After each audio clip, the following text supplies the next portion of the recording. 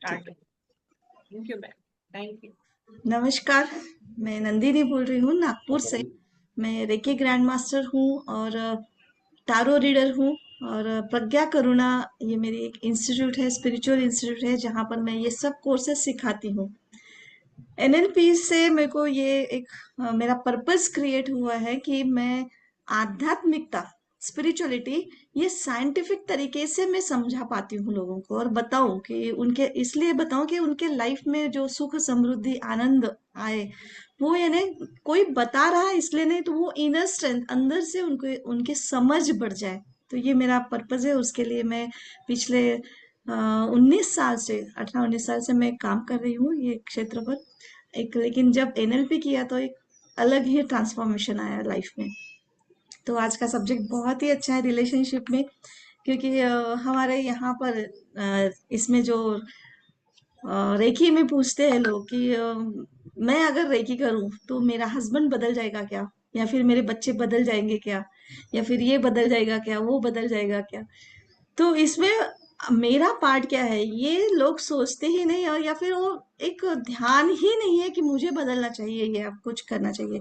तो उसमें ये मुझे समझाने के लिए ये बहुत ही अच्छा यानी टूल मिला है, ऐसा बोले तो भी चलेगा। तो सबसे पहले तो ऐसा ये लग रहा है कि ये टॉपिक की जरूरत क्यों है, तो हम रिलेशनशिप जो जी रहे हैं वो बाहर की दुनिया को देख के जी रहे हैं। ऐसे लगता है कि बाहर की दुनिया सब बदलना चाहिए, ये ऐसा है, वो ऐसा है, उसमें ये कमी है, वो कमी है, लेकिन अंदर हम लोग देखते ही नहीं है।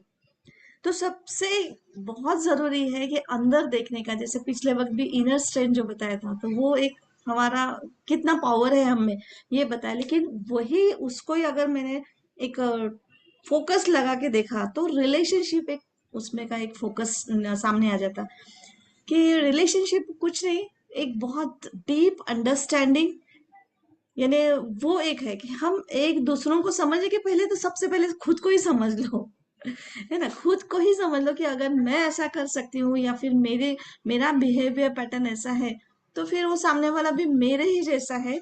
और ये सब यानी उसमें रिलेशनशिप में डीपनेस में ध्यान आ जाता है अपने को। तो इसमें बहुत सुंदर ये भी है कि अंडरस्टैंडिंग रिलेशनशिप यानी क्या होता है, तो लव, लव बोलते हैं। तो लव यानी क्या, तो मैं प्यार करती हूँ तो आपको भी प्यार करना पड़ेगा। तो लव एक्चुअली है क्या, तो ये एक इमोशंस, ऐसे इमोशन बोले तो है, लेकिन वो जैसे दो व्यक्तियों के बीच का कनेक्शन एक्सप्रेस करने का एक भाव है ना। जैसा राग लोभ क्रोध मोह माया जो बोलते हैं, वैसे ही ये एक प्रेम, एक भावना है। एक दूसरों के लिए हम कैसे कनेक्टेड है, हम एक दूसरों को कैसे जान सकते हैं, या फिर खुद को भी जानना है। तो सामने वाला अगर आता है तो उसके बिहेवियर पैटर्न से हम खुद को जानते हैं कि मैं भी ऐसा करती हूँ, या फिर मैं भी, मेरा भी ये कभी कभी ऐसा हो जाता है। तो एक आईना जो बोलते हैं, तो वैसे ही ये आईना है। और दूसरों से कनेक्ट होने का ये बहुत अच्छा भाव है, दूसरों को समझने का बहुत सुंदर भाव है, लव। और अनकंडीशनल लव उसमें भी, अगर ये समझ, अंडरस्टैंडिंग अगर आ जाए, तो हम अनकंडीशनली सबको, किसी को भी हम स्वीकार कर सकते हैं, चाहे वो कितना भी पॉजिटिव हो निगेटिव हो, इससे कोई फर्क नहीं पड़ता। वो समझ आ जाती है कि ये इंसान का बिहेवियर क्यों ऐसा है, या फिर इसके पीछे क्या कारण होगा, या फिर रियलाइजेशन पूरा हो जाता है कि हम इस धरती पर क्यों आए हैं। हम अपने रेकी में जैसे बताते हैं कि आपके सामने जो भी लोग आते हैं वो आपके गुरु है, गुरु समझ समझ लो कि जैसे इस जीवन में हम क्यों आए, इस पृथ्वी पर क्यों आए। तो जैसे हम स्कूल में जाते हैं सीखने के लिए, तो वहां हमें तय नहीं होता है कि ये मास्टर ये इंग्लिश सिखाएंगे, यानी पढ़ाएंगे, या फिर ये मराठी हिंदी मराठी कुछ लैंग्वेज सिखाएंगे, ऐसा कुछ भी नहीं तय होता। जो मिलते हैं वहां से हम पीरियड करते हैं, सीखते हैं, परीक्षा देते हैं, एग्जाम देके पास होते हैं और आगे जाते हैं। बस वैसे ही हम इस दुनिया में आए हैं, तो हमको ये पता नहीं होता कि कौन हमारे मास्टर होंगे, टीचर होंगे, हमें कौन क्या सिखाएगा, हमें कुछ भी नहीं मालूम। लेकिन वो जो आते हैं, वो जो सिखाते हैं, वहां पर अगर हमको पूरा सीखना है, सर्टिफिकेट मिलाना है या पास होना है, तो वो लर्निंग लेनी ही पड़ेगी, अंदर डेवलप भी करनी पड़ेगी, और आगे चलना ही पड़ेगा। और उनको ग्रेटिट्यूड, विद ग्रेटिट्यूड की ओम गुरु, जैसा मैं मेडिटेशन में बताती हूँ कि ओम गुरु बोलो और निकलो सामने। तो वहां पकड़ के मत रखो कि इसने मुझे ऐसा ऐसी तकलीफ दी थी, ये ऐसा वो वैसा। जो जैसा है वैसा है, एक्सेप्ट कुछ ना कुछ तो भी वो सिखा रहा है।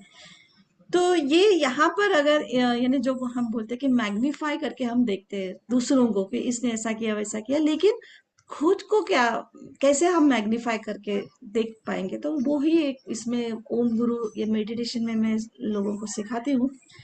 और ज्यादातर रहता है कि शोरूम, जैसे हम शोरूम अपना भी लोगों को दिखाते हैं कि मैं ऐसी हूँ, मैं कितनी अच्छी हूँ, देखो देखो वगैरह वगैरह, लेकिन वर्क रूम हम वर्कशॉप हम खुद का दिखाते नहीं है कि जैसे कितना गिरीस है, कितना कचरा है, कितना तेल गिरा है, कितना पानी, ये जो भी है। तो लेकिन ऐसे ही हमारे जैसा जो शोरूम है वैसे दूसरों का भी शोरूम है और उनका भी वर्कशॉप है। तो कभी कभी वर्कशॉप में भी जाके देखना चाहिए कि उनको क्या तकलीफ हो रही है। वो जो शोरूम दिखाने के लिए अंदर कितना बड़ा काम करना पड़ता है, कितनी मशीनरीज रहती है और क्या क्या करना पड़ता है, ये हमको खुद को भी खुद का कभी कभी समझता नहीं। कभी कभी क्या नहीं समझता बहुत ज्यादातर लोगों को, क्योंकि आज हम लोगों को समझ रहा है कि हम लोग ऐसे इस तरीके से क्लासेस कर रहे हैं, या फिर हम अपना कुछ तो भी पैटर्न खुद को देखने की यानी वो हिम्मत तो भी रख रहे हैं। हर लोग नहीं देते, तो इसलिए समझ हमें ही करना पड़ेगी। और बिल्कुल खुद का इमोशन कंट्रोल खुद के हाथ में रखना चाहिए। और एक जजमेंट नहीं। अगर मैं तो लोगों को यानी मैं भी खुद पहले सीखती हूँ, बाद में वो निकल जाता है मुंह से कि ये है ऐसा। तो नॉन जजमेंट, कि किसी ने ऐसा कुछ किया जो मुझे पसंद नहीं है, तो एक शांत रूप से वो देखती हूँ कि ऐसे क्या उनके पीछे में बैकग्राउंड होगा, या फिर ऐसे क्यों उनका डेवलपमेंट हुआ होगा। तो और प्रयास भी करती हूँ कि चलो बताऊं मैं, जैसे मैं खुद नहीं अगर बता सकती हूँ तो जैसे सर का क्लास करो या फिर ये करो, तो सुने तो ठीक, नहीं तो चलो अपना अपना ये करो, लेकिन जजमेंट नहीं करना है। और विजडम विजडम तो बहुत जरूरी है। विजडम मैंने मेरा इंस्टीट्यूट का नाम ही है प्रज्ञा, ट्रू नॉलेज, सत्य ज्ञान। तो इसके पीछे तो मैं रहती हूँ कि हर एक बारकाई में कि क्या है इसमें मेरे को विजडम यानी ट्रू नॉलेज, मुझे क्या सीखना है, क्या देखना है और क्या खुद में डेवलप करना है। ये एक भाव मुझे बहुत ही जबरदस्त है। और इसमें एक मुझे बहुत ज्यादा इतने सालों से मैं सर से जुड़ी हूँ, लेकिन फिर भी हर वक्त कुछ ना कुछ कचरा निकलता ही है और नई कुछ तो भी समझ आती है। तो इस टाइम मुझे ये एक समझ में आया कि जैसे अभी मेरे हस्बैंड नहीं है, 17-18 साल हो गए उनका हार्ट अटैक से निधन हो गया।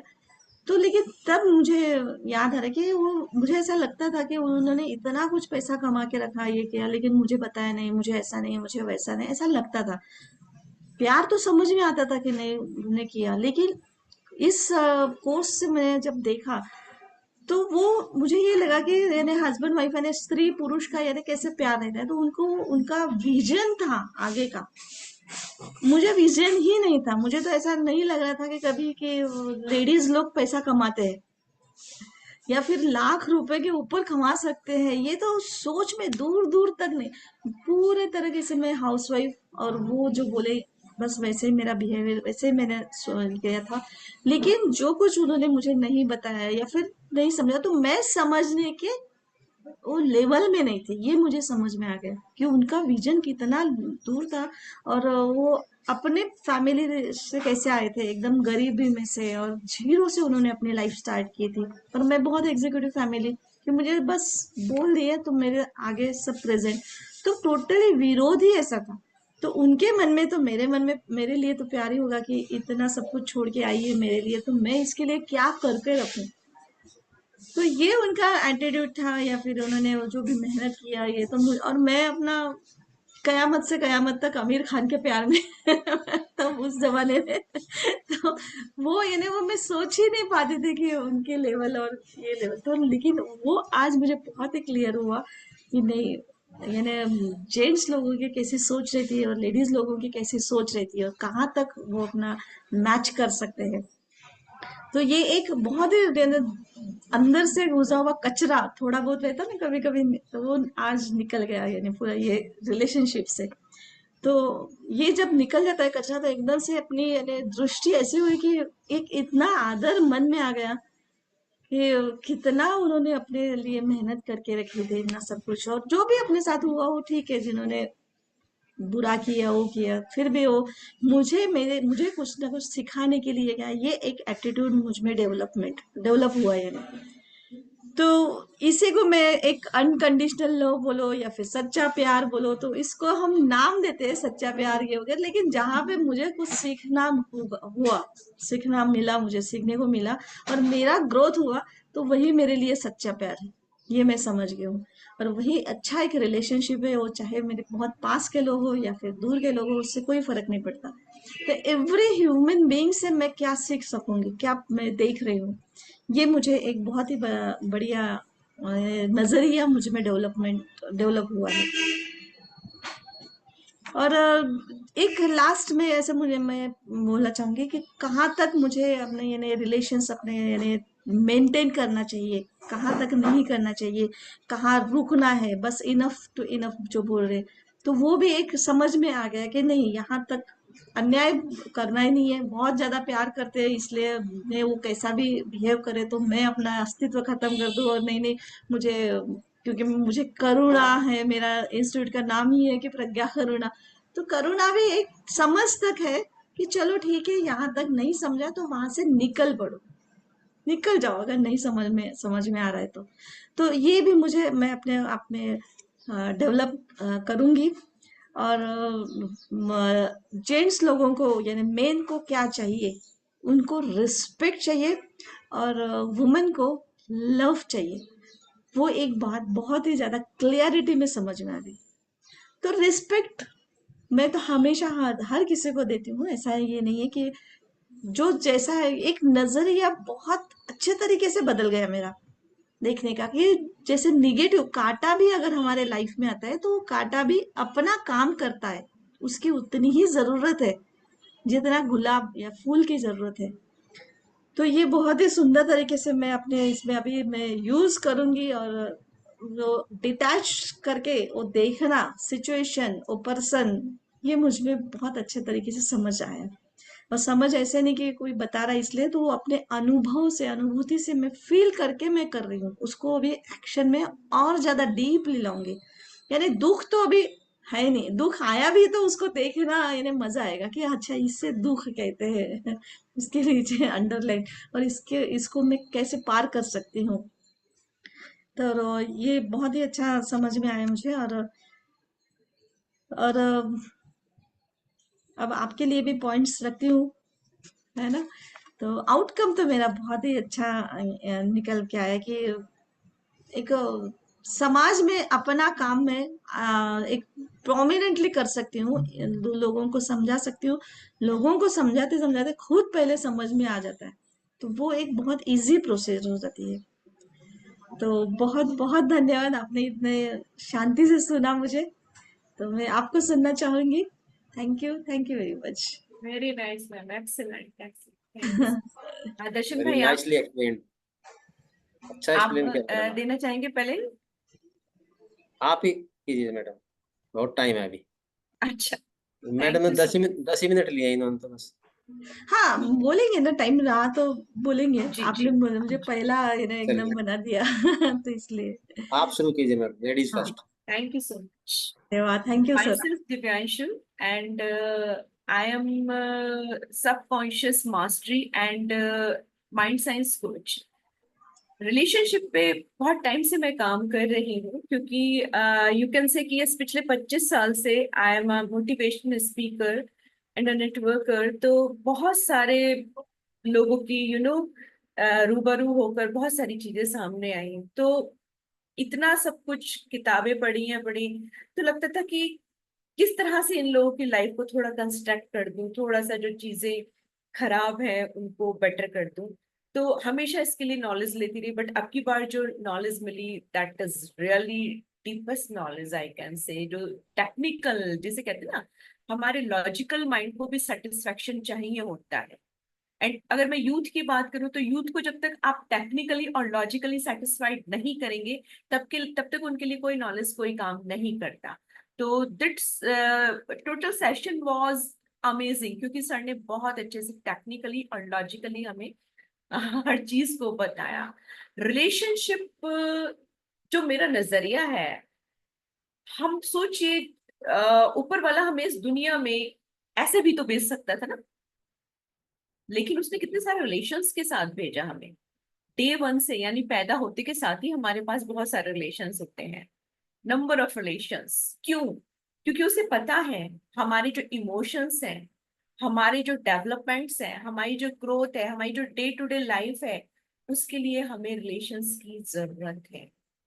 बट मुझे ऐसा लगता है कि एक ऐसी, मतलब रिलेशनशिप की मैं बात करूं तो ये वो काम है जिसे बिना सीखे ही सब करते रहते हैं और सीखने की कोशिश भी नहीं करते हैं। उन्हें लगता है कि इसमें जरूरत ही नहीं है कुछ विजडम लेने की, कुछ नॉलेज लेने की, कुछ है ही ये नहीं इसमें। पता ही नहीं है, ये तो पता उन्हें ही पता नहीं ही है नहीं है कि उनको। वो सीखने वाली बात एग्जैक्टली, है। एब्सोल्युटली राइट मैम, पता ही नहीं है कि इसमें भी हमें जरूरत है नॉलेज की, इसमें भी हमें करेक्ट करने की जरूरत है। क्योंकि हम सब लोग अपने बिहेवियर को लेके ये मान गए होते हैं कि वी आर एब्सोल्युटली राइट, हमारा software is the best software, इसमें तो कोई अपडेट अपग्रेड होने की जरूरत ही नहीं है, हम तो पैदा ही बहुत नॉलेजेबल हुए हैं। तो अगर इस पॉइंट को थोड़ा सा समझ लिया जाए तो ये जो रिलेशनशिप है, इसको बिना रिपेयरिंग की टाइम टाइम पे जरूरत होती है, मेंटेनेंस भी चाहिए, रिनोवेशन भी चाहिए। और जैसा सर ने कहा, कई बार चीजें बहुत ज्यादा खराब हो जाए तो पूरा स्ट्रक्चर डिमोलिश करके नया स्ट्रक्चर भी बनाया जा सकता है। अब मान लीजिए किसी का घर है और अब उसमें उसकी रिपेयरिंग की भी गुंजाइश नहीं बची, बहुत साल तक वो उसकी मरम्मत कराता रहा, वाइट वॉश कराता रहा, मेंटेनेंस तो सब रखते ही हैं अपने घर की, लेकिन एक टाइम ऐसा आ गया जब लगा कि अब इसको डिमोलिश करके नया ही स्ट्रक्चर बनाया जाए, तो उस टाइम पे वो भी रिलेशनशिप में कर लेना चाहिए। और मुझे लगता है छोटी मोटी रिपेयरिंग अगर करते रहेंगे ना, जैसे गाड़ी में कई बार छोटी मोटी आवाजें आती हैं हम इग्नोर नहीं करते, हम ले जाते हैं उसको गैराज में। बट रिश्तों में जब छोटी मोटी आवाजें आती हैं तो हम उनको एक लिंगर ऑन स्थिति में ले जाते हैं, यानी डीप वो चीजें चलती रहती हैं, चलती रहती हैं, चलती रहती हैं, और वो घाव बन जाते हैं। And yes, this is very right कि ये रिलेशनशिप होता क्या है, ये कनेक्शन होता है दोनों लोगों के बीच का, जो वो इमोशंस को आदान प्रदान करते हैं। But this is very important कि वो कनेक्शन है किस चीज से।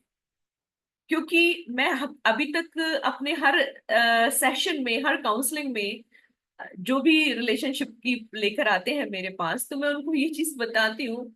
ऑल्दो इसको समझने में थोड़ा सा टाइम लगता है because it's purely mind science, कि जो आपके थॉट्स में चलता है ना, वही सामने आपके रिलेशनशिप में रिफ्लेक्ट होता है।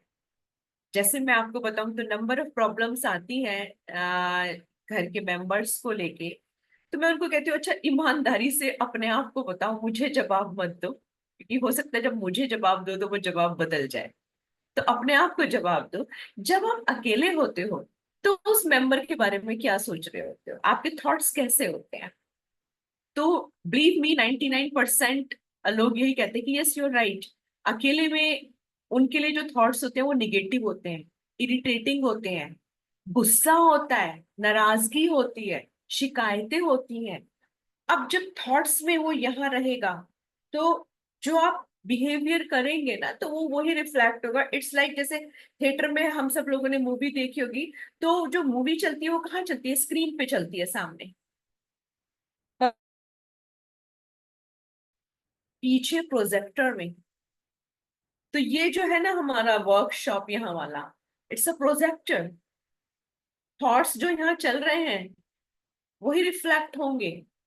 अगर हम सामने वाले को एक निगेटिव परसेप्शन के साथ देख रहे हैं कि ये तो हमारी परवाह नहीं करता, ये तो हमारे पे गुस्सा करता है, इसे तो हमारा ख्याल ही नहीं है, तो वही सब रिफ्लेक्ट होने वाला है उसके बिहेवियर में। This is the simple science, जो जितनी जल्दी समझ में आ जाए उतनी ही जल्दी जिंदगी जो है खुशहाल हो सकती है। क्योंकि यस, मोस्टली जो हमारी थिंकिंग में चलते हैं वो निगेटिव पैटर्न्स चलते हैं, क्योंकि हम लोग कुछ वायर्ड है इस तरह से कि जो हमारी प्रोग्रामिंग है कि हम जो निगेटिव वाला पार्ट है उसको थॉट प्रोसेस में बहुत ज्यादा लाते हैं।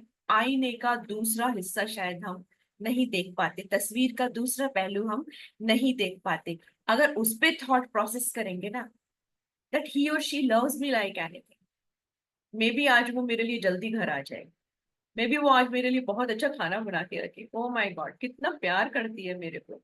तो बिलीव मी, वो भी प्रोग्रामिंग अगर कर लें तो वो भी रिफ्लेक्ट हो जाएगा, वो भी सच हो जाएगा, क्योंकि प्रोजेक्टर में जो आप चलाएंगे वही सामने आपकी फिल्म में चलने वाला है।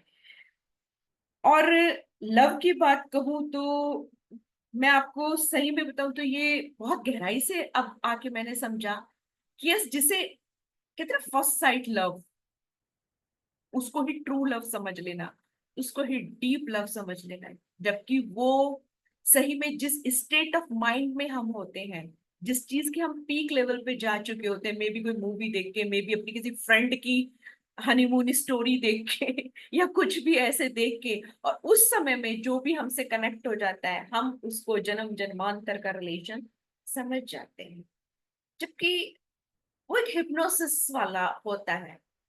एंड यस, जब वो हिप्नोसिस टूटता है, तब बहुत सारी चीजें जो रियलिटी दुनिया होती है, एक तरह से नींद से हम जागते हैं, एक रियल वर्ल्ड हमारे सामने आता है। और जब वो रियल वर्ल्ड हमारे सामने आता है, तब लगता है कि ये सामने वाला तो हमारे ख्वाबों की ताबीर ही नहीं है, सोचा क्या था निकला क्या, ये तो एग्जैक्टली वैसा नहीं है। और उसके बाद जो कार्यक्रम शुरू होता है ना, वहां से एग्जैक्टली रिलेशनशिप में सफरिंग शुरू होती है। क्यों? क्योंकि फिर क्या होता है, फिर हम उसे अपने जैसा बनाना शुरू कर दें, वो शुरू हो जाती है फिर पूरी की पूरी प्रैक्टिस। फिर जो भी हमारी चाहते होती हैं या जो भी हमारी आदतें होती हैं, वो हम सामने वाले में पूरा प्रोग्राम करना शुरू कर देते हैं, जो एक नामुमकिन सी बात है। आप देखिए, मैं हूं तो मेरी अपनी चॉइसेस है, मेरा अपना तरीका है। मैं अगर सोच मतलब जब एक मैरिड लाइफ में या रिलेशनशिप में आते हैं बच्चे, तो वो सम अराउंड 25-26 साल के तो हो ही चुके होते हैं, या 20 से 25 आप मान लीजिए, एवरेज हम निकाल के चले उम्र का दौर। तो तब तक वो जो उनकी आदतें होती हैं, वो जो उनकी सोच होती है, वो जितने भी उनके परसेप्ट वो इतने पक्के हो चुके होते हैं कि डे वन में या बहुत शॉर्ट पीरियड में क्या उन्हें बदला जा सकता है। और मैं आपको बताऊं तो आज मोस्टली सबसे बड़ी प्रॉब्लम ही यही है कि कपल्स, पहले तो वो हिप्नोसिस जो रहता है, प्यार का खुमार रहता है, उसमें तो पता नहीं चलता, लेकिन जैसे ही वो हिप्नोसिस टूटता है, रियलिटी को फेस करते हैं, तब वो दोनों लग जाते हैं अपनी अपनी आदतें एक दूसरे में इंडल्ज करने, एक दूसरे को अपने जैसा बनाने में। जैसे बड़ा अच्छा लगता है ये मेरे को कि ये मन भी एक दर्जी हो चुका, रोज अपने नाप के कपड़े सीता है और उसे सामने वाले को पहनाना चाहता है। भाई कैसे फिट आ जाएगा? मेरा शर्ट नाप का नंदनी जी को तो फिट नहीं आएगा ना। ओब्वियसली नंदनी जी का जो मेजरमेंट है उसके अकॉर्डिंग ही कपड़ा फिट आएगा इनको। और अगर मान लीजिए मैंने नंदनी जी का पहन लिया, क्योंकि नंदनी जी स्लिम ट्रिम से हैं, तो हो सकता है मैं बहुत सफोकेटेड हो जाऊं, है ना, सांस भी ना आ पाए। And this is the science. मैं अपनी आदतें, अपनी ख्वाहिशें, अपने सेलेक्शंस अगर सामने वाले को थोप रही हूँ पूरी तरह से, वो सफोकेटेड होगा ही होगा। And this is the point जहां से सारी रिलेशनशिप की सफरिंग्स जो है वो स्टार्ट होती है। कोई बहुत बड़े मुद्दे नहीं होते, बिलीव मी। और बहुत ही सुंदर सिंपल तरीके से आपने बताया कि दर्जी अपना अपने माप से कपड़े सिए तो कैसे, अरे अरे यार एकदम दिमाग किस में किस बत्ती को खुल पहनाएंगे? गई। छोटी सी, बहुत ही कहते हैं सुंदर, बहुत छोटे छोटी चीजें इतना होती सुंदर। हैं, थैंक यू मैम, जिन्हें बहुत हमें ही करेक्ट करना होता है। कोई पहाड़ सी प्रॉब्लम्स नहीं होती लाइफ में, जितना मैं अभी तक एनालाइज कर पाई हूँ, और उनको ही करेक्ट कर लिया जाए तो बहुत कुछ सही हो सकता है।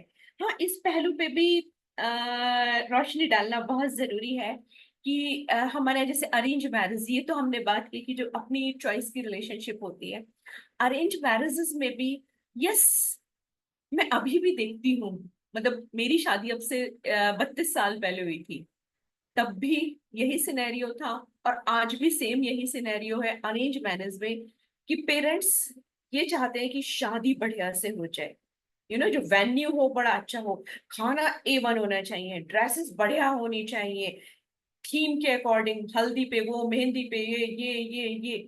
मतलब सब कुछ बढ़िया होना चाहिए और शादी का पूरा प्रोग्राम बहुत अच्छे से निपटना चाहिए। उस शादी के बाद आप निपटेंगे या बचेंगे? नहीं पड़ी, आज भी इसकी नहीं पड़ी। वो मतलब इतना जल्दी में, बहुत सारी फैमिलीज में मैं पर्सनली देखती हूँ, इतना जल्दी में शादी को निपटाते हैं कि मतलब हफ्ते भर में सब कुछ हो गया होता है। देखना भी हो गया, रो का भी हो गया, एंगेजमेंट भी हो गया और अगले हफ्ते शादी है।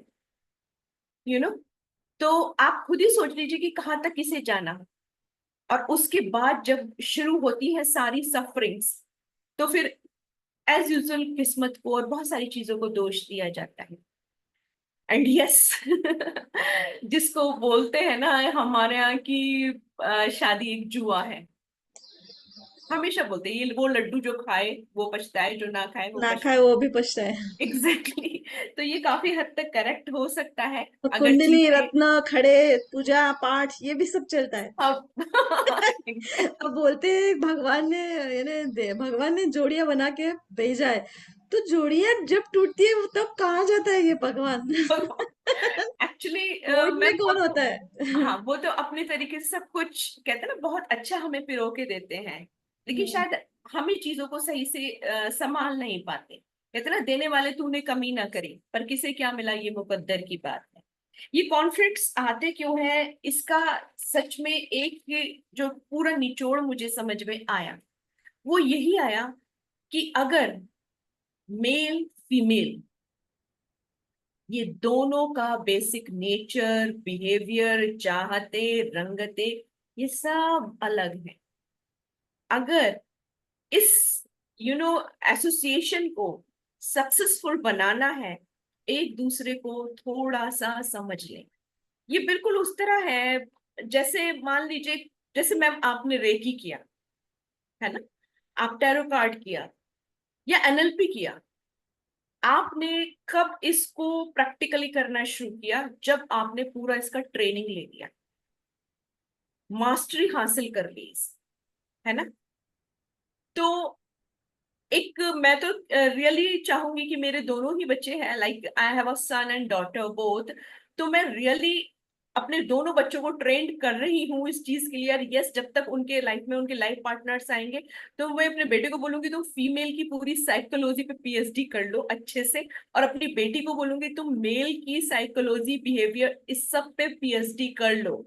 उसके शू में जाके भी देखो कि यस, जैसा कि फीमेल्स का होता है, भाई कह के करवाया तो क्या ही करवाया, तू समझ ले। नहीं मैं यार, ना इस बार कहूँ और मुझे तू ये समझ ये ले। बात है ना, मेल लोगों की एक समझ में है कि उनको रिस्पेक्ट कमाना पड़ता है, यस। और वुमेन्स को वो उनके वजह से सहज मिल जाता है। हाँ, ये ऑप्शन है कई कई लोग वुमेन्स के भी आजकल करके वो भी कर रहे हैं, लेकिन ज्यादातर, और हमारे जमाने में तो यही है कि जहाँ हस्बैंड जाएगा उसके साथ साथ तो उनके उनको तो नमस्कार करेंगे, हमें तो अपने आप ही नमस्कार मिलता है। देखिए मैम, रिस्पेक्ट पे मैं आपको रियली बताऊं, ये पॉइंट बिल्कुल सही है कि फीमेल को लव की जरूरत होती है। अगर उसको लव और केयर नहीं मिलता तो वो बहुत ज्यादा, जिसको बोलते हैं ना, एकदम बुझ जाती है। क्योंकि हम्म। उसको बस थोड़ा सा वैलिडेशन चाहिए होता है कि अगर उसने बहुत अच्छे से पूरा खाना बनाया परसा तो कोई एक बार एक्नॉलेज करके ये कह दे सो ट्रू। पूरे दिन जो उसने इतना अपने आप को लगा के काम किया, जिसकी उसे कोई सैलरी नहीं मिलती, तो एक एक्नॉलेजमेंट उसको मिल जाए तो वो उसके लिए बिल्कुल सही होता है। एंड यस, रेस्पेक्ट तो ये भी बहुत इंपॉर्टेंट है। मैंने बहुत साल पहले एक मूवी देखी थी और उससे बहुत अच्छी चीज सीखी थी। क्या कहना मूवी है, प्रीति जिंटा की। तो उसने जो अपने बॉयफ्रेंड को, मतलब उसने उसको शादी को मना कर दिया होता है क्योंकि वो प्रेग्नेंट थी बिफोर मैरिज। एंड बहुत ज्यादा चीजें खराब हो गई होती हैं, और फिर उसका एक और फ्रेंड होता है जो उसको उस स्टेट में भी एक्सेप्ट कर लेता है विद हर बेबी। तो वो, उसकी मदर जब कहती है कि ओके अब तुम्हारा बॉयफ्रेंड ही तुमसे शादी करने को तैयार है, जब बच्चा हो जाता है तो उसके साथ शादी कर लो, तो मना कर देती है, सॉरी मैं नहीं करूंगी शादी। कहती क्यों नहीं करोगी शादी? तो उसने कहा कि मम्मी आपने बहुत साल पहले कहा था मेरे से कि आपका और आप पापा का रिश्ता इसलिए बहुत मजबूत है क्योंकि आप पापा की दिल से रेस्पेक्ट करते हो। हम्म। मैं उस बंदे की रिस्पेक्ट नहीं करती जिसने मुझे बीच मझधार में छोड़ दिया। अब मैं उस बंदे से शादी करूंगी जिसकी मैं दिल से रिस्पेक्ट करती हूँ। तो ये बिल्कुल सही क्या कहा मैम आपने, रिस्पेक्ट भी कमानी पड़ती है। एक फेक रेस्पेक्ट होती है जो मजबूरी में डेलिबरेटली करनी पड़ेगी, और एक रियल रेस्पेक्ट होती है, और वो आपके लाइफ पार्टनर में तभी आएगी जब आप उसको लव और केयर दे रहे होगे, उसके शू में जाके भी सोच रहे होगे, उसको भी समझ, तब वो दिल से रेस्पेक्ट करेगा कि यस मेरा हस्बैंड घर पे आ रहा है वापस, मुझे उसको कंफर्ट फील कराना है, मुझे उसको लव देना है, मुझे उसकी रेस्पेक्ट करनी है, पूरे दिन थक के आ रहा है कमरा है। तो that is also very important. जिसे कहा ना कि ये सिर्फ और सिर्फ it's a matter of knowledge, wisdom लेना है हमें। हम एक आज कोई भी जॉब करने कोई बंदा आ जाता है, तो मैं देखती हूँ महीने भर उसका ट्रेनिंग चलता है। हम्म, मेरी डॉटर ने जब एक कंपनी को ज्वाइन किया तो फर्स्ट मंथ उसका सिर्फ और सिर्फ ट्रेनिंग ट्रेनिंग। चला। 8-8 घंटे का ट्रेनिंग होता था मैम उसका daily. Hmm. And the biggest association of life, जिसके लिए कोई कोई ट्रेनिंग नहीं। पढ़ाई नहीं, कोई कोई ट्रेनिंग नहीं। ट्रेनिंग नहीं, कोई तैयारी नहीं। पूरे एक्सपेक्टेशंस रहते हैं कि बहू घर में आई तो एग्जैक्टली कैसे करना चाहिए, वाइफ ने करना चाहिए, बस वो इंस्ट्रक्शंस बस रहते हैं हमारे बस। यहाँ मतलब जो सिखाते भी हैं तो वही सिखाते, तुम जबकि रेस्पेक्ट कर लेना, क्या कर ले, बड़े ऊपर ऊपर लेवल से। बस देखो कि साड़ी का ब्लाउज मैच हो रहा है, गहने बढ़िया से हो रहे हैं, उसका जोड़ा चला गया, उसका चूड़ी चला गया, लाइक ये सारी तैयारियां हमारे यहाँ की जाती हैं। अगर थोड़ा सा तैयारी इसके साथ भी करवा ली जाए कि यस ट्रेंड कर दो थोड़ा, कि आपको दूसरे के शू में जाके भी सोचना है। और इसका जैसे दूसरा पहलू आता है कि that is also very important, कि जो मैं बताऊं तो मेरे पास ज्यादातर मैक्सिमम जो सारे हैं वो उसी प्रॉब्लम पे अटके हुए हैं, मदर इन लॉ या मदर इन लॉ। तो उसका बेस ही वही है कि अगेन जैसे एक एग्जांपल दूंगी, मान लीजिए सचिन तेंदुलकर बहुत अच्छा खिलाड़ी है, क्रिकेट का बहुत अच्छा बैट्समैन है, लेकिन वो डिसाइड करे कि मेरे को ना अब फुटबॉल में भी अपना उतना ही नाम कमाना है, तो उसे क्या करना पड़ेगा? उसको फुटबॉल के नियम कानून, उस खेल को पूरी तरह ट्रेनिंग लेनी होगी। अरे भाई वो लड़की 25 साल 26 साल 20 साल whatever the age I है ट्रेनिंग लेके कि वो कैसे एक अच्छी बेटी है, उसके घर में उसे पैम्परिंग मिली है, जो चाहा है वो मिला है। क्योंकि आज हम बेटियों को भी वैसे ही रखते हैं, जैसे बेटों को सेम एजुकेशन देते हैं, उतना ही खर्चा बेटी की पढ़ाई पे होता है जितना बेटे का होता है, यू नो। तो वो सब लेके आई है।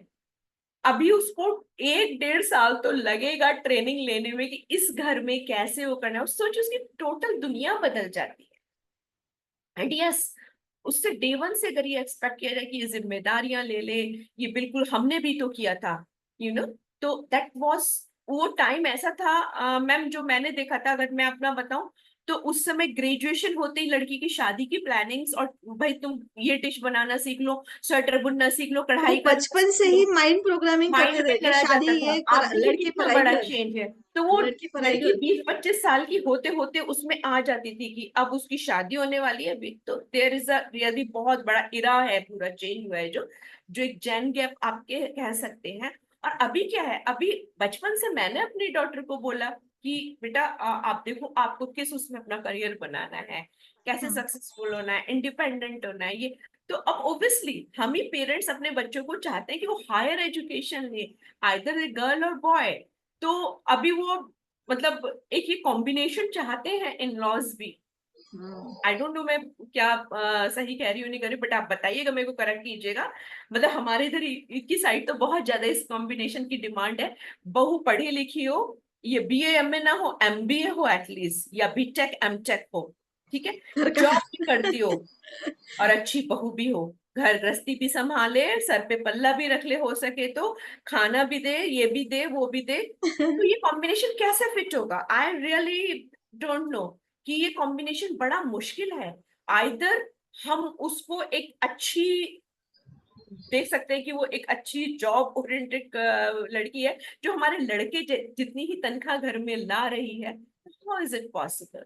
तो मुझे ये बहुत अच्छा लगा कि इस मदर इन लॉ को भी इस बात का थोड़ा सा वेट करना है कि लेट अस ये हर कोर्स ट्रेनिंग, सीखना चाहिए, मदर इन लॉ को उसको भी भी सीखना चाहिए, उसको बहुत भी सास बहू दोनों देखिए, के। कह के सब लाते हैं कि शी इज माई डॉटर, आप चिंता ना करें, ये मेरी बेटी की तरह रहेगी, बिल्कुल। उसको अपनी बेटी की ही तरह थोड़े दिन ट्रेंड कर दो जी, सारी जिंदगी बढ़िया हो जानी है। अगर एक साल उस बच्ची को सिर्फ बता दो कि बेटा देखो ऐसे नहीं ऐसे कर लेते हैं, आई एम योर मॉम, मेरे से पूछ लो, मन में मत रखना, I am your mom, I will tell you, मुझे पता है ना इस घर का क्या है कैसे सिस्टम, बट कोई बात नहीं, शुरू में गलती होगी हो जाए, but I will train you. तो जो एक साल आपका ट्रेनिंग में लग सकता है ना, थोड़ा थोड़ा प्यार से बताने में, उससे अगले 25 साल बहुत खूबसूरत हो सकते हैं। बट डे वन से ये एक्सपेक्ट करना कि ये जो बेटी होने की ट्रेनिंग लेके आई है, इतने साल बेटी बन के जी है, और आज से इस घर में ये बहुत अच्छी बहू बन जाए, तो वो थोड़ा सा एक डिफिकल्ट होने वाला पार्ट हो जाता है। एंड यस, जो लास्ट हमारा इसमें आता है कंक्लूजन, कि बहुत सारी ऐसी स्थितियां आती हैं जिसमें क्या स्टे करना चाहिए या सेपरेट हो जाना चाहिए, सेपरेशन वर्सेस टुगेदरनेस। तो मैंने बहुत सारी लोगों की लाइफ के बहुत सारे पहलू देखे हैं, और उसमें ही एक पहलू ये आता है कि जैसे वही होता है कि जो टाइम लग रहा होता है हिप्नोसिस से जो आए होते हैं रियलिटी में, और उसमें जो चीजें बिखरती हैं एकदम से, और उसी टाइम ड्यूरेशन में एक छोटा सा बेबी भी आ जाता है। तो बहुत जल्दबाजी में कई बार मैं देखती हूँ कि वो कपल सेपरेट होने का डिसीजन ले लेते हैं। और अभी हाल की ही बात है, मैंने उनको यही सजेस्ट किया, क्योंकि आप सेपरेट हो रहे हो बेटा, बट सबसे पहले आप क्वालिफाइड हो, बट अभी इंडिपेंडेंट नहीं हो पाओगे, क्योंकि बच्चा जो है आपका वो 2 साल का है। आपके पेरेंट्स आपको सपोर्ट करने के लिए तैयार नहीं है, क्योंकि उनकी थॉट प्रोसेस में वही है कि भाई अब लड़की की शादी कर दी, अब घर उसका जो है पति वाला घर है। तो टेल मी, कहाँ से फाइनेंस आएंगे? क्योंकि बच्चे को आप अगर कहीं भी छोड़ते हो तो पूरा दिन आपका दिमाग उसी में रहेगा कि मेरा बच्चा ठीक से नहीं होगा, मेरा बच्चे को खाना मिला, दूध मिला, रो तो नहीं रहा होगा। एंड सेकंड, ये वो सफरिंग्स है जो अभी आपको यहाँ नहीं नजर आ रही।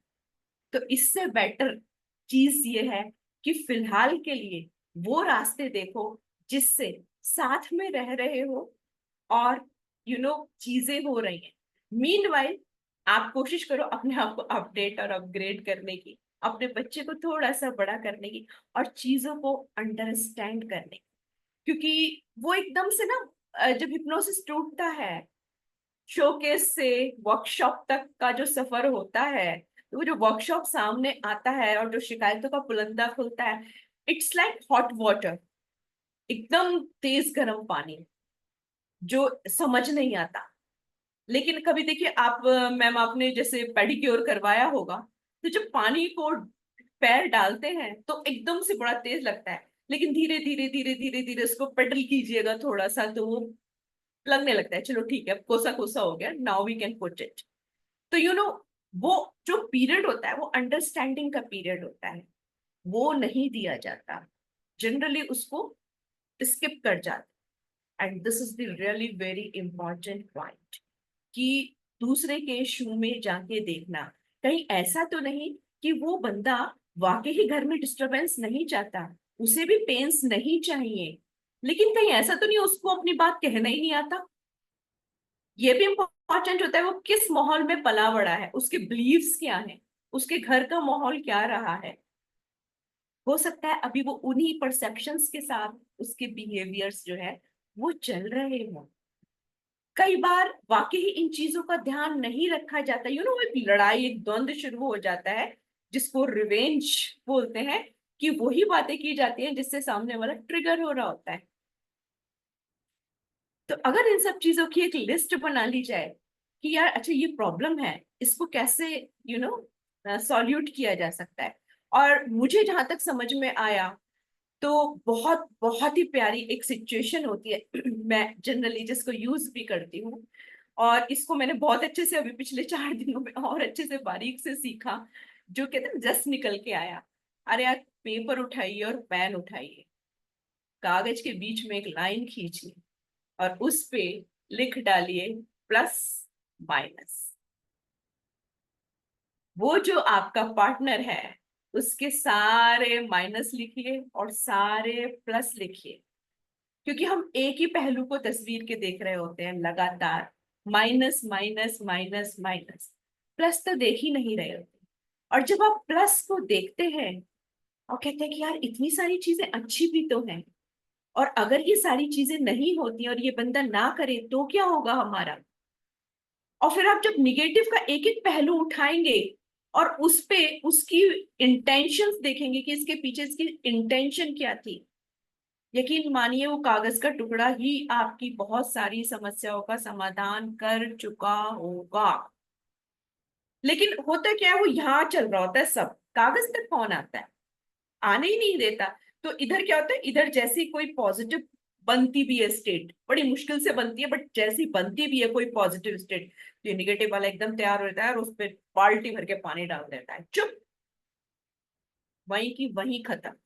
यानी एक सोच सोचे, अरे नहीं नहीं ऐसा नहीं है, वो उसने ये बात भी तो कही थी, भूल गए क्या, उसने तब मेरे पे कमेंट भी तो करा था, अरे याद नहीं आ रहा उसने मेरी मम्मी के लिए कैसे बोला था, नहीं नहीं उसने उस वाले गिफ्ट के लिए तो मुझे पैसे ही नहीं दिए थे।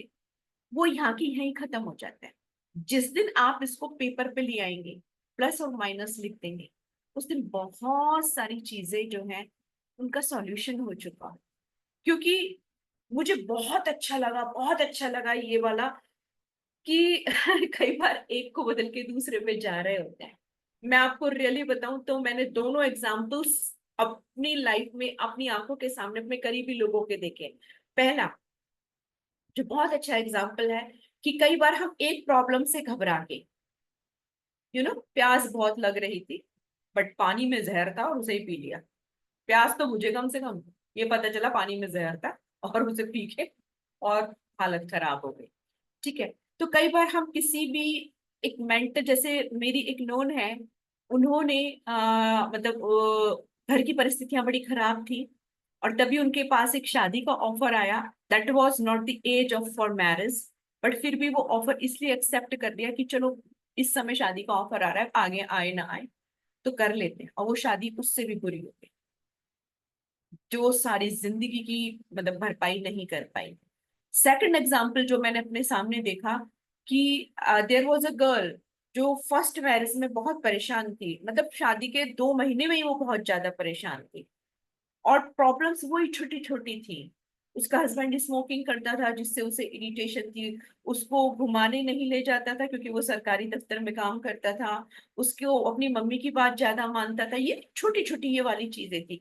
तो उसने विद इन 6 और 7 मंथ ही उसको छोड़ के अलग हो गई और 1.5 साल में उससे डिवोर्स का डिसीजन ले लिया।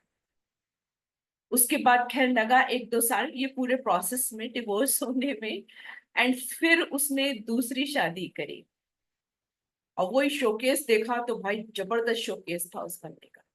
लेकिन जब उसके रियल में वर्कशॉप में पहुंची तो एब्सोल्युटली राइट, वो पहले वाला, मैंने उसको गर्ल को अपने मुंह से कहते हुए सुना कि पहले वाला तो लाख गुना अच्छा था, वो कम से कम टॉर्चर तो नहीं करता, घुमाने नहीं ले जाता था पर टॉर्चर नहीं करता था, वो सिगरेट पीता था बट इस तरह की हरकतें नहीं थी।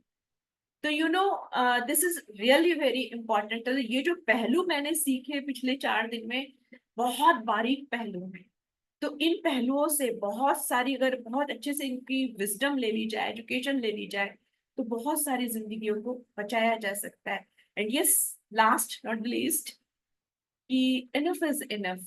अगर स्थिति वो आ जाए जब कहते हैं ना कि किसी भी रिपेयरिंग की, किसी भी मेंटेनेंस की गुंजाइश ही ना बचे, तो ये जिंदगी तो एक ही बार मिलती है।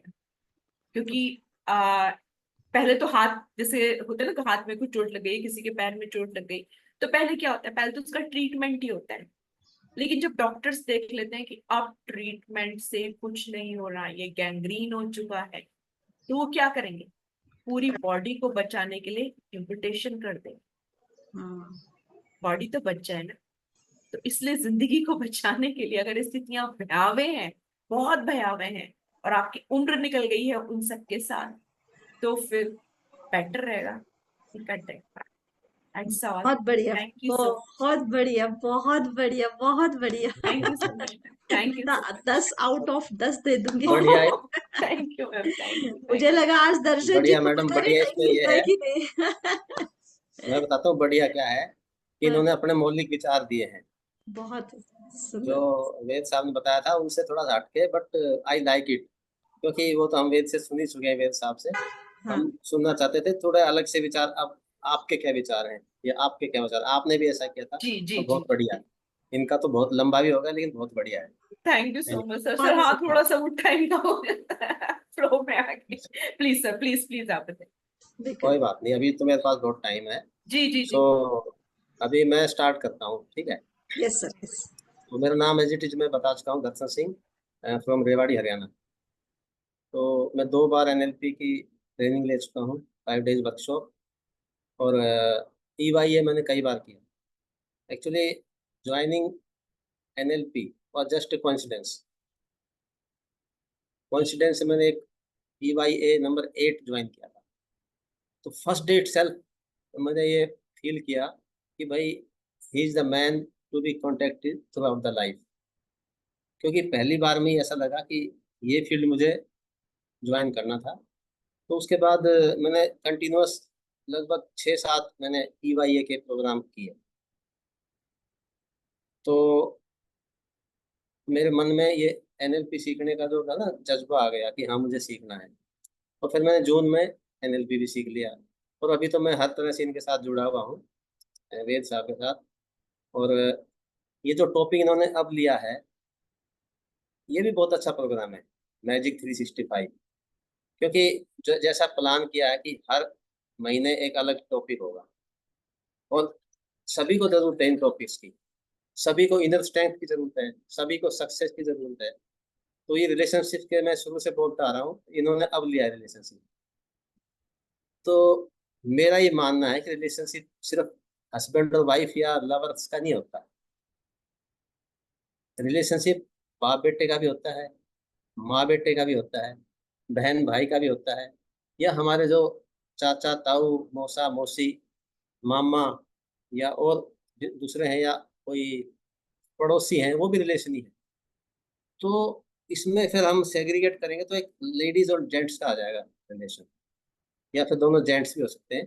बट जो मेन जो क्राइटेरिया है इसका, वो कहाँ स्टैंड करता है, ये तो हम पहले डिफाइन कर सकते हैं। Connectedness between two people is called relation. अब इट मे बी, मतलब जो दो लोग हैं वो कोई भी हो सकते हैं, कोई रिलेशन हो सकता है उसमें, ठीक है। जैसे मैंने बताया भाई भाई भी हो सकते हैं, भाई बहन हो सकते हैं। पर क्योंकि मेन एम्फेसाइज करके देखते हैं कि लेडीज है, मतलब हाउस हस्बैंड एंड वाइफ, उसको ज़्यादा एम्फेसाइज किया गया है। बाकियों को हम ज़्यादा तवज्जो नहीं देते हैं क्योंकि ये हमारा लास्ट तक चलता है, बाकी बीच में टूट जाते हैं, कोई चल जाता है तो ये लास्ट तक चलता है। तो इसके लिए हमें मैग्नीफाई क्या करना है। हम दो रिलेशन है हमारे, दो लोगों के बीच में, वो हम मैग्नीफाई कर रहे हैं कोई कोई ना कोई इमोशन।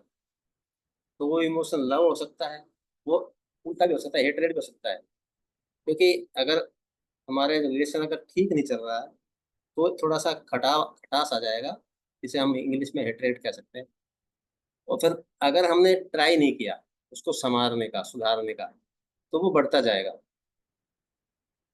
मेरा अपना मानना ये है कि कोई भी दो लोगों के बीच में रिलेशन है तो आपका क्या रोल है उसमें, यानी आपका क्या योगदान है उसमें। क्योंकि हमें मेंटेन करने के लिए अपनी तरफ से कुछ करना पड़ेगा, हम ऐसे कैजुअल नहीं ले सकते उसको, ठीक है। तो जब हम किसी को बताते हैं या किसी को समझाते हैं रिलेशन के बारे में, तो हम ये पूछते हैं, मैं तो ये पूछता हूँ कि आपका क्या रोल है। क्योंकि जो दूसरा बंदा है उसको तो मैं बता नहीं सकता, तो आपको ही बताऊंगा। जब आप मेरे पास आए हो पूछने के लिए कि हमें क्या करें, तो आपको ही तो बताया जाएगा। इसलिए हमें रिस्पॉन्सिबिलिटी खुद लेनी होती है कोई भी रिलेशन है मेंटेन रखने की। दूसरे पे नहीं छोड़ सकते रिस्पॉन्सिबिलिटी, दूसरे पे छोड़ते हैं लोग। नॉर्मली दुनिया में ऐसा ही होता है कि उसने ऐसा कर दिया इसलिए मैंने ये किया, उसने ऐसा कर दिया इसलिए मैंने ये किया। तो जो रिलेशनशिप कोई भी हो उसमें क्या है कि ये अनकंडीशनल होना चाहिए मेरे हिसाब से। यानी आप अपना योगदान करो, डोंट एक्सपेक्ट। एक्सपेक्टेशन से क्या होता है, हमें दुख होता है जब हमारी आशाएं, उम्मीदें पूरी नहीं होती। जो दूसरा काउंटर पार्ट है वो अगर वैसा नहीं करता जैसा हम चाहते हैं तो हमें दुख होता है। ठीक है, तो उस दुख से बचने के लिए और लॉन्ग लाइफ लॉन्ग रिलेशन को मेंटेन करने के लिए हमें अपनी तरफ से योगदान देना होता है। ठीक है, तो अब हम आते हैं एक छोटे छोटे डेफिनेशंस पे। ठीक है, तो हमें मतलब डीप लव किसे कहते हैं? डीप लव वो होता है जब दो लोग मिलते हैं और वो एक दूसरे को मतलब बिना जाने, उनको एक दूसरे के बारे में पता नहीं होता लेकिन वो प्यार करते हैं एक दूसरे को। और वो जब प्यार बढ़ते बढ़ते बढ़ते बढ़ते एक पीक पे आ जाता है तो वो समझते हैं कि भाई यही सब कुछ है। ये एक इमोशन का हाइट होती है नहीं? बट हम उसको प्यार नहीं कह सकते, लेकिन ऐसा सोचते हैं लोग। ठीक है, तो दूसरी बात, रिलेशंस को मेंटेन करने के लिए हम क्या करते हैं? जैसे समाज में, समाज को आगे चलाने के लिए हमें मेंटेन करना पड़ता है रिलेशन। जैसे शादियां करते हैं बच्चों की, तो शादियों का नॉर्मली उसका क्राइटेरिया ये नहीं होता कि भाई ये इसका माइंड डेवलप हो गया है, ये लड़का या लड़की ये समझते हैं कि शादी क्या होती है, उसके बाद हमारे साथ क्या क्या प्रॉब्लम्स या क्या क्या चैलेंजेस आने वाले हैं। वो समाज ये नहीं सोचता। समाज को अपनी फिक्र रहती है कि हमें शादी करनी है, इसकी उम्र हो गई है या इसको जॉब लग गई है या अपना कोई बिजनेस शुरू कर दिया है तो हम इसकी शादी कर दें। ठीक है, ऐसे कई कारण होते हैं। ये कारण सबसे लास्ट में आता है कि शादी के बाद इसकी जिंदगी का क्या होगा, ये सबसे लास्ट में सोचते हैं। और सोचते क्या, सोचते भी नहीं है। शादी करने के बाद अपने आप जाने क्या करना है इनको। ठीक है, और उसके बाद अब जानो बात ये तुम्हारा आती है, काम जाने, हम तो नहीं नहीं, जानते। अच्छा, अब उसके बाद ये आती है आपको मेंटेन रखनी है शादी, है नहीं? तो मेंटेन रखने के लिए आपको कुछ रूल्स बनाने पड़ेंगे अपने, कि मुझे ये करना है, ये करना है। अपने माइंड को समझाना पड़ेगा कि मुझे ये करना पड़ेगा। अगर आप वो नहीं करते हैं, आप कुछ चाहते हैं ना काउंटर पार्ट से कि मुझे ये एक्सपेक्ट करते हैं कि मुझे ये मिले, मेरी मतलब वाइफ है मुझको ये ऐसा करे मेरे साथ, या मेरा हस्बैंड है ये करे मेरे साथ। तो यदि हम अपने माइंड को बताते नहीं है, उसके अकॉर्डिंगली काम नहीं करते हैं, तो हमें वो मिलता है जो हमें नहीं चाहिए। ठीक है, तो किसी भी रिलेशन को मेंटेन रखने के लिए कुछ पॉइंट्स बताऊंगा मैं आपको। ठीक है, तो उसमें सबसे पहला पॉइंट है कंट्रोल योर इमोशंस। ठीक है, ये हर उसमें रिलेशन में काम आता है, क्योंकि हम ऐसे फ्री नहीं हो सकते किसी भी रिलेशन में। हमें अपने जो इमोशंस आते हैं, हम जो मन में आएगा वो थोड़ी बोल सकते हैं किसी को, नहीं बोल सकते। इवन अपने बच्चों को भी नहीं, क्योंकि अगर बच्चों को बोलेंगे तो वो आगे क्या सीखेंगे, सोच के देखो। तो इसलिए अपने इमोशंस को कंट्रोल करना पड़ेगा, थोड़ा सा उसमें रहना पड़ेगा लिमिट में, तो हम अच्छा रिलेशन मेंटेन कर सकते हैं। ठीक है, नंबर 2, नॉन जजमेंटल। हम किसी को सिर्फ ये धारणा बना के नहीं चल सकते कि तो ऐसा ही है। क्यों? यदि हम वो एक धारणा बना के चलेंगे, उसके बारे में जज करके चलेंगे पहले ये तो ऐसा ही है, तो हम कभी भी न्याय नहीं कर पाएंगे उसके साथ में। यदि वो धारणा गलत हुई तो हम उसके बारे में नेगेटिव सोच रहेगी हमारी। यदि पॉजिटिव हुई तो हम ज़्यादा उसके बारे में वो हो जाएंगे, कनेक्टेड हो जाएंगे। फिर वो ट्रैक से उतर जाएगा बंदा जो काउंटर पार्ट है, यदि हम ज़्यादा क्लोज हो गए तो भी। तीसरा है, हमें दूसरे के पॉइंट ऑफ व्यू को समझना चाहिए। एंड तो ये थोड़ा डिफिकल्ट पड़ता है, इसके लिए हमें कुछ स्टडी करना चाहिए, कुछ लोगों से सलाह लेना चाहिए। क्योंकि नॉर्मली हम समझते नहीं है, हम अपना ही पॉइंट ऑफ व्यू समझते हैं कि मैं सही हूँ आमतौर पर। यदि हम इस टाइप की कोई कम्युनिटी ज्वाइन कर लें, जैसे कि अभी ये जो हम हमारी है, या हमारे घर में ऐसा माहौल हो, किसी किसी फैमिली में बहुत अच्छा होता है, वो पेरेंट्स भी मतलब इसी टाइप के होते हैं, वो मेंटेन रखने में मतलब अच्छा होता है। और अदरवाइज मैक्सिमम फैमिलीज में ऐसा नहीं होता है। हम खुद तो का जिन इंटेंशन देखते हैं, दूसरों का बिहेवियर देखते हैं, तो ये बात है। जिन फैमिलीज में ऐसा नहीं होता है, उनमें आगे पीढ़ी में भी ऐसा ही चलता है फिर। हम्म। जैसे एक दूसरे को अब्यूज करना या भला बुरा कहना, तो वो चलता रहता है फिर, ऐसे ही जिंदगी चली जाती है। तो हमारा हमारा जो उद्देश्य है वो ऐसा नहीं है कि हमें जिंदगी में ऐसी गुजारनी है, हमें कुछ अच्छा करना है। जैसे रोड पे चलने का रूल क्या होता है कि खुद भी बचना है हमें और सामने वाले को बचाना है, चाहे उसकी गलती हो। यही हमें इसमें करना चाहिए, रिलेशनशिप में भी। भाई मैं भी सेफ रहूं और हमारा रिलेशन भी सेफ रहे। ठीक है। तो मैंने पहले बताया ना एक पॉइंट, कि हमारा क्या योगदान है।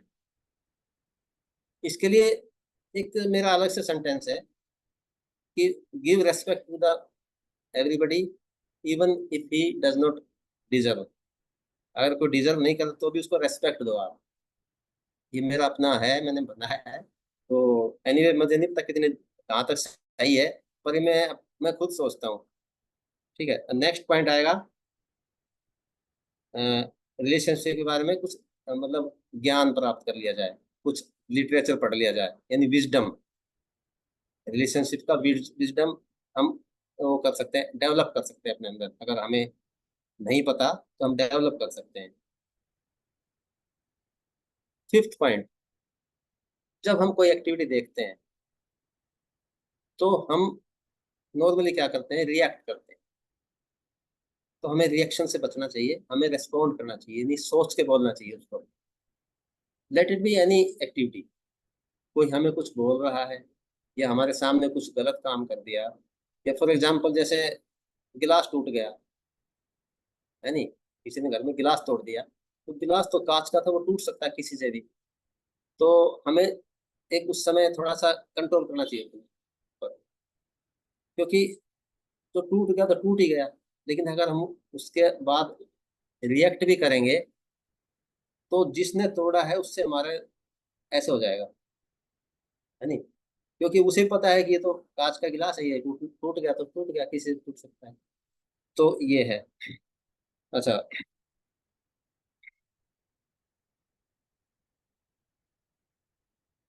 अच्छा, कई बार ऐसा होता है कि कोई आदमी एक्सटर्नल वर्ल्ड में बहुत सक्सेसफुल होता है,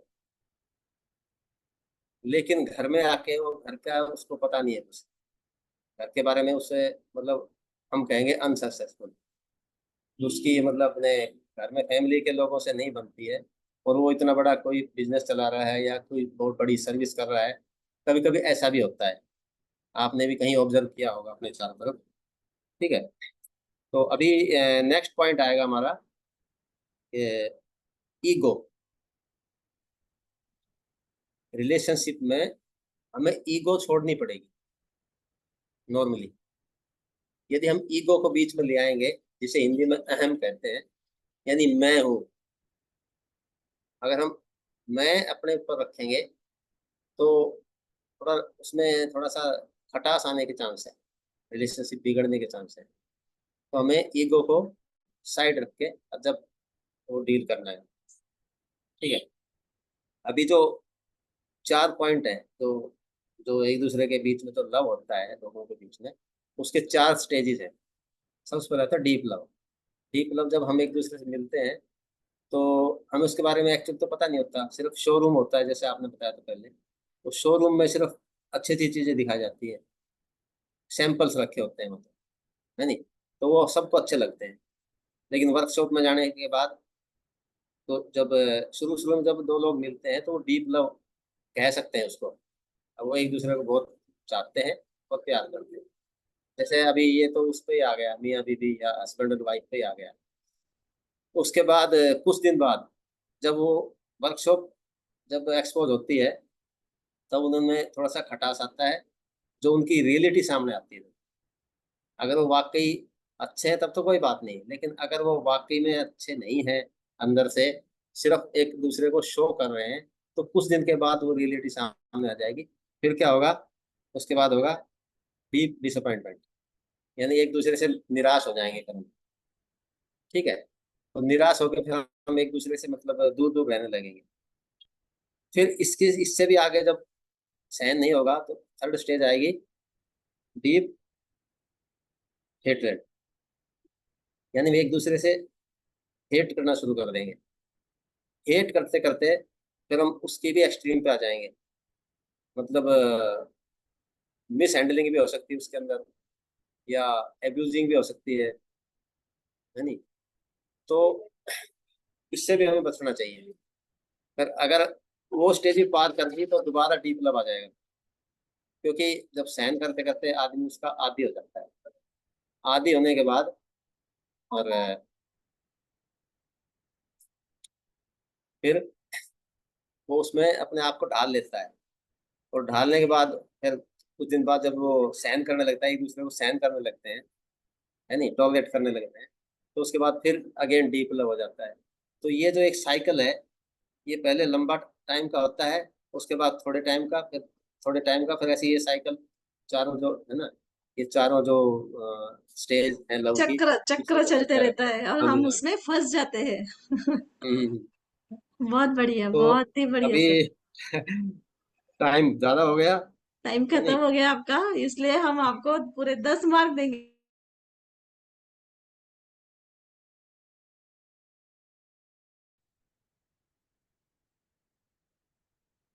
हेलो, वेलकम बैक।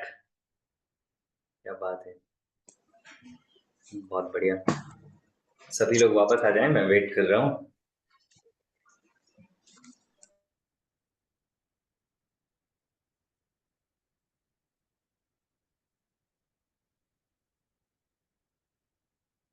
मुझे ये सर समझ नहीं आज तो आता मैं कि आप बिल्कुल सारे लोग खुलकर मुझसे बोली हूँ। ट्रेनिंग क्यों ले रहे हैं। आप तो खुद ही सारे ट्रेनर्स हो, इतना अच्छा सिखाते हैं आप लोग, इतनी अच्छी बातें करते हैं, इतना वैल्यू ऐड करते हैं, इतने अच्छे तरीके से प्रेजेंटेशन देते हैं, इतना मजा आता है सुन के, इतना अच्छा लगता है। मैं तो जिस ब्रेकआउट रूम में जाता हूँ, मैं बाहर आना भूल जाता हूँ, फिर मुझे थोड़ी देर बाद याद रखना पड़ता है कि अच्छा चलो अभी दूसरे ब्रेकआउट रूम्स में भी जाना है, right. So this is so amazing, बहुत बहुत बढ़िया है, वंडरफुल। सर मैं कुछ शेयर कर सकती हूँ सर? हाँ हाँ, जस्ट 1 सेकेंड, एक बार सब लोग वापस आ जाएं।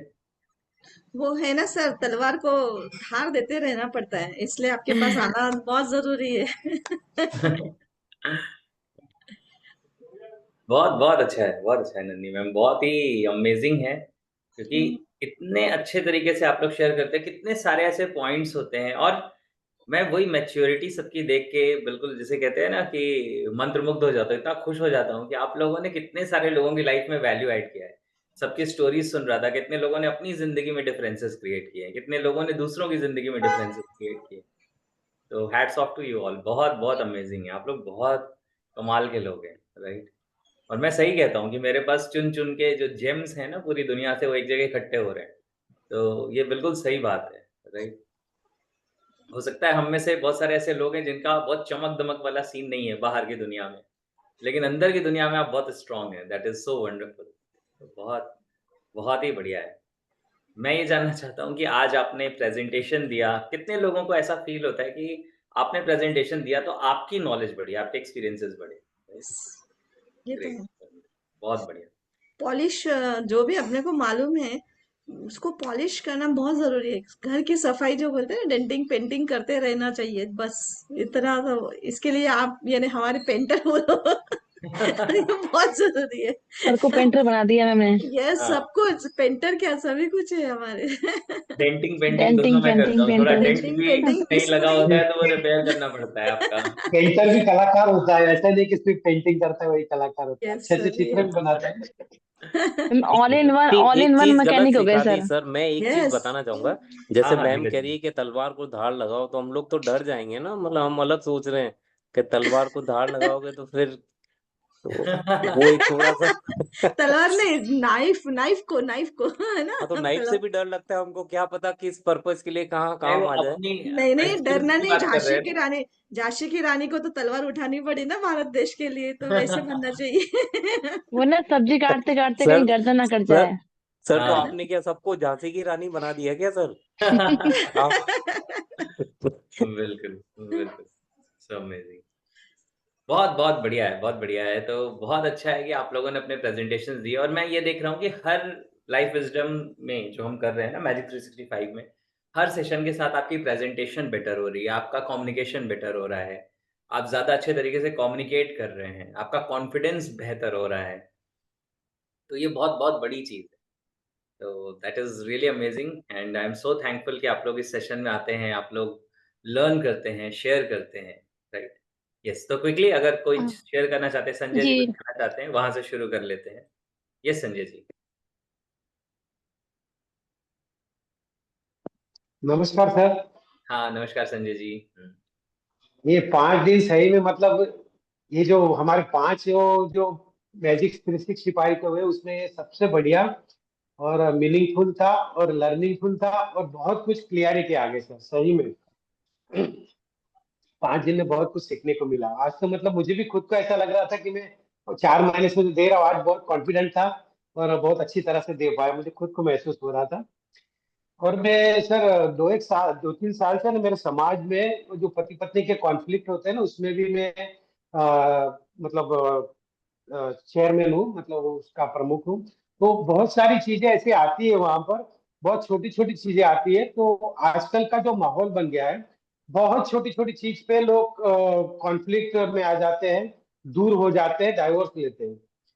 उनके जब मैं कारण सुनता हूँ तो कोई लड़की कहती है कि मुझे मेरी सास ने, वो मैं सोई थी तो पंखा बंद कर दिया, कुछ हम्म मुझे लड़का घुमाने नहीं ले जाता, अभी वो अपने काम में बिजी रहता है। तो मतलब दोनों पक्ष का सुनते हैं ना तो बहुत ही मतलब ये सोचने वाली बात है कि छोटी छोटी चीजों में डाइवोर्स हो रहे हैं। माँ बाप अपने कितने पैसे लगा के एक पूरा शादियां करते हैं और ये लोग छोटी छोटी चीजों में अलग हो जा रहे हैं। तो ये बहुत सोचने वाली बात है। और अच्छे पढ़े लिखे लोग भी ये मतलब समझ नहीं पाते। मैंने देखा है डॉक्टर से, कुछ इंजीनियर से, पढ़े लिखे लोग हमारे पास आते हैं वो कॉन्फ्लिक्ट लेके, तो उनको ये इतनी भी समझ नहीं होती है कि व्यवहार, ये जो पढ़ाई हमने की है ये अलग है और व्यवहार कैसे करना है ये अलग चीज है। मतलब वो भी समझ उनके लिए नहीं होती, वो भी छोटी छोटी चीजों के लेके मतलब दूर होना चाहते हैं। तो ये ज्ञान बहुत ही मतलब उनके लिए जरूरी है और बहुत ही उनको वैल्यू एडिशन कर सकता है। तो बहुत अच्छा हुआ कि 5 दिन में मुझे ये सुनने को समझने को मिला, उसके ऊपर मैं बहुत काम करूंगा और भी चीजें मैं इसके ऊपर सीखूंगा। तो अपने में बिल्ड करके मतलब उनको मैं कुछ समझा सकता हूँ, उनके जीवन में कुछ परिवर्तन ला सकता हूँ। क्योंकि मैंने एक किस्सा ऐसा देखा था, एक लड़का अपनी आदत की वजह से वो बोल रहा था, लगभग 40-42 साल का था। तो वो लड़की को बोल रहा था कि मुझे जो आदत लगी, मतलब उसको ड्रिंक्स की आदत थी, तो ड्रिंक्स की आदत की वजह से वो बोले मैं ड्रिंक्स नहीं छोड़ूंगा। और उसका हैबिचुअल हो गया था, मतलब कुछ भी मतलब कमाता था तो ड्रिंक्स में उड़ा देता था। तो उसको लड़की कहती कि सिर्फ आप ड्रिंक्स का छोड़ दो, मैं बच्चों को कुछ भी काम करके पढ़ा मतलब सिखा दूंगी, घर का भी काम करूंगी, बाहर का भी काम करूंगी। तो हमने बहुत सारा उसमें 2-3 दिन लगाया, ध्यान समझाया दोनों को। फिर भी वो बातें कुछ सेटल नहीं हुई, लड़की आ तो गई, लेकिन मुझे महीने 1.5 महीने के बाद पता चला कि वो लड़की ने आत्महत्या कर ली। तो मैं उतना उस दिन अफसोस व्यक्त कर रहा था कि शायद उस लड़के को पता चल जाता पहले, उस लड़के को जीवन में कुछ ऐसी चीजें मिल जाती तो वो लड़की का जीवन बदल जाता। और उनको 2 बच्चे भी थे, एक लड़की थी एक लड़की थी, शायद लड़की 8 साल की थी, लड़का 12 साल का था। तो मतलब ये मतलब उस दिन मैं सही में सो नहीं पाया, इतना मुझे अफसोस हुआ। तो ये सब चीजें सही में आजकल बहुत जरूरी है और बहुत ही मतलब लोगों को इससे फायदा मिल सकता है। तो थैंक यू सर, बहुत ही अच्छी तरह से आपने समझाया, बहुत ही थैंक मतलब यू आप सो मच, दिल थैंक यू से so thank much you thank Sanjay ji. बहुत बहुत बढ़िया है और बहुत अमेजिंग है, और आपका लाइफ की तरफ जो एक रुझान है ना, जैसे आप जिंदगी को समझना चाहते हैं और हैंडल करते हैं, हेल्प करते हैं, ये बहुत बड़ी बात है।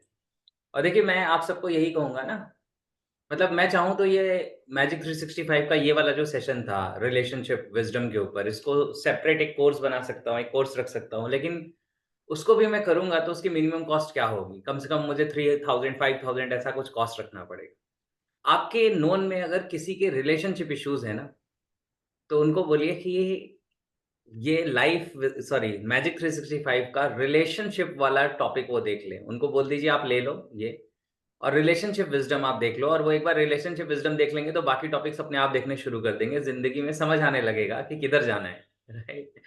तो उनके फायदे के लिए मैं इसे अलग नहीं कर रहा हूँ अभी फिलहाल, लेकिन आप उनको ये रिकमेंड कर सकते हैं कि आप सिर्फ रिलेशनशिप देखना और कुछ मत देखना, अगर उनके रिलेशनशिप में प्रॉब्लम्स हैं, चीजें हैं, सही करना चाहते हैं। समझ नहीं पाते लोग कि अपने छोटे से ईगो की वजह से, छोटे से चैलेंजेस की वजह से, एक दूसरे के नेचर को नहीं समझने की वजह से वो इतने खतरनाक डिसीजन ले लेते हैं, लाइफ को एंड करने का डिसीजन, रिलेशनशिप खत्म करने का डिसीजन, और उसके बाद सारी जिंदगी उसी चीजों से स्ट्रगल करते रहते हैं, जिसमें मैं कह रहा था जब मैंने कल फर्स्ट पॉइंट बताया था कि उससे बहुत कम एनर्जी लगा के, थोड़ा एफर्ट लगा के कई बार चीजें सही हो सकती, right? So yes, thank you so much. Yes, Neelu ji को सुन लेते हैं। यस, नीलू जी। मुझे सर इतना ज्यादा मजा आया आज। मैंने ये लगा लो प्रेजेंटेशन में आपने पूरी भड़ास निकाल दी है। बस ओके। बच्चों को पढ़ाती हूँ तो टीचिंग वाला यूज करना पड़ता है मेथड, लेकिन इसमें को पढ़ाना थोड़ी है। इसमें तो अपने मन की बात या हमने कुछ थोड़ा बहुत सीखा है वो बता दिया। आपने जो बताया था सर वो मैंने नोट भी कर रखे हैं, लेकिन उससे बोलना ऐसा लगता है जैसे कॉपी पकड़ के हम जैसे टीचिंग कर रहे हैं इस तरह से। तो वो पॉइंट्स अपने मन में है, बस जो मुझे मतलब मेरे मन में आया, बस कैमरा दिखा सामने और बस मैं बोलती चली गई। मुझे नहीं पता मैंने मतलब क्या बोला है, पर मैं मतलब ये फर्स्ट फर्स्ट प्रेजेंटेशन थी मेरी, और मतलब मुझे बहुत मजा आया है। बिल्कुल, और बहुत वैसे भी बहुत अगर एक दिन ये होता है कि मतलब एक चीज ये होती है कि अगर हमने आपकी प्रेजेंटेशन मतलब आपने जो सिखाया है, एक भी चीज अगर 5 दिन वाली क्लास जो आपने अभी मीटिंग ली है, 5 की हो चाहे 10 की हो चाहे 15 की हो, वो हम रोज दे रहे हैं, उससे हमने एक बात भी सीख ली अगर हमने, तो भी लगेगा हाँ हमने मतलब कुछ सीखा है। और उसे सीखने के बाद हमने अपनी लाइफ में उतारना भी उसे जरूरी है। बिल्कुल। ऐसा नहीं कि सर आपने बताया हमने नोट कर लिया कॉपी में हो गया, कि हाँ हमने ये सबूत है कि हमने मीटिंग अटेंड करी है। हमें उसे लाइफ में उतारना है, लिखने से कोई कुछ नहीं होता, हमें लाइफ में बिल्कुल। उतारना पड़ेगा। और उससे मेरी लाइफ में भी मतलब काफी कुछ चेंज हुआ है, हस्बैंड से भी हुआ है, इन लॉज से भी हुआ है। अभी मैं सभी से मतलब रिलेशन से सेटिस्फाइड हूँ कुछ हद तक, लेकिन मैं उसे और बेहतर बनाने की कोशिश करूंगी जितना मुझसे हो डेफिनेटली, सकता है। डेफिनेटली, बहुत बहुत बढ़िया नीलू जी, बहुत अच्छा, बहुत थैंक यू अच्छा। सर। आप किस शहर से हैं नीलू जी? सर मैं रेवाड़ी से हूँ, आपने शायद रेवाड़ी अच्छा, से या अच्छा। झज्जर से, आपको हाँ, मैंने आप मिले थे सर मुझसे हाँ, हाँ, अभी वही तो मैं कह रहा नारनौल हूँ कि में। आप उस सेशन में आए थे, यहाँ वन डे वाले हाँ प्रोग्राम। सर झज्जर से आई थी मैं नारनौल। आज ओके, सुबह बहुत जल्दी चली सर मैं, मतलब 7:30 के करीब मैं घर से चली थी, फिर रेवाड़ी गई थी और रेवाड़ी से फिर आई थी मैं। चलिए, ग्रेट, ग्रेट, बहुत बढ़िया, बहुत बढ़िया। थैंक यू सो पापा मच। इतना फोर्स करा करते मुझे कि मतलब मीटिंग अटेंड करो ये वो है, तो पहले सोची पता नहीं क्यों पापा इतना फोर्स करते थे, लेकिन अब समझ में आता है कि कुछ अपने लिए भी टाइम देना बहुत जरूरी है। बिल्कुल, तो बिल्कुल। इसलिए मैं जितना मेरे से पॉसिबल होता है मैं जरूर करती हूँ अटेंड, हस्बैंड भी बैठते हैं, हम दोनों हम्म, करते हैं अटेंड। क्या बात है, क्या बात है, बहुत बढ़िया, बहुत बढ़िया। Yes, thank thank you you sir. So much. Yes, doctor Asha Shri को मिल सुन लेते हैं। Thank you sir, thank you, love you, bless everyone. Thank sir you. बहुत बढ़िया और पावरफुल सेशन था, और जिस पर हम काम करते हैं womb ecology is the world ecology, और वहाँ का एक प्रिंसिपल है डिवाइन मास्टरमाइंड अलायंस। मतलब हस्बैंड वाइफ का वो अलायंस कितना इंपॉर्टेंट है जब आप एक न्यू जनरेशन को ला रहे हो, एक वर्ल्ड इकोलॉजी को इम्प्रूव कर रहे हो। और ये जो आपने जो आज टीचिंग दिया ना 5 दिन में, ये बहुत फ्रूटफुल है। खुद के लिए तो है ही है, बट एक बेटर सोसाइटी को लाने के लिए जिसका ये फाउंडेशन है एक्चुअली। तो वो जो समझ में आया कि अगर हम जब न्यूबॉर्न को ला रहे एक लविंग रिलेशनशिप के साथ में लाएंगे तो उसकी जो रचना होने वाली वो कितनी खूबसूरत होगी। और आपने उसके रूट कॉजेस से हमें लेके गए। रिसेंटली एक बुक लिखी थी, उसी के अंदर एक प्रिंसिपल ये था, तो पर और ज्यादा गहराइयों से समझा। खुद के लिए तो इम्पोर्टेंट है ही है, बट मुझे लगा कि ये आने वाली जनरेशन के लिए भी, बीइंग अ डॉक्टर, तो ये ज्यादा हमें टच कर जाता है कि जैसे सर ने कहा कि बहुत सारे मैरिटल रिलेशनशिप आज देखते हैं, बहुत ज्यादा इनफर्टिलिटी हम देख रहे हैं, बेबीज आते हैं तब जो पेन देख रहे हैं। तो ये सारी चीजों के अंदर जो कंफ्लिक्ट है, छोटे छोटे इश्यूज है, उसके जड़ तक आपने हमें लेके भी गए और रीजंस और सॉल्यूशंस भी बताया। तो hats off to you sir for a wonderful teaching, हमें बहुत ज्यादा और नॉलेजफुल बनाने के लिए और इम्प्लीमेंट करवाने के लिए। So much blessed. Thank you sir, thank you very much. Thank you so much, thank you so much. It's great, wonderful. Saba ji को सुन लेते हैं। Hello Saba ji. Yes ji sir. Sir मैं ये कहना चाह रही थी कि वैसे तो ये रिलेशनशिप आपने हस्बैंड एंड वाइफ के अकॉर्डिंग इसे हमने समझा ना, लेकिन इसको अगर हम जस्ट मेल फीमेल के ह्यूमन नेचर के हवाले से भी समझ सकते हैं तो उससे भी बहुत ज्यादा बेहतरी आ सकती है लाइफ में। हम कहीं भी हैं,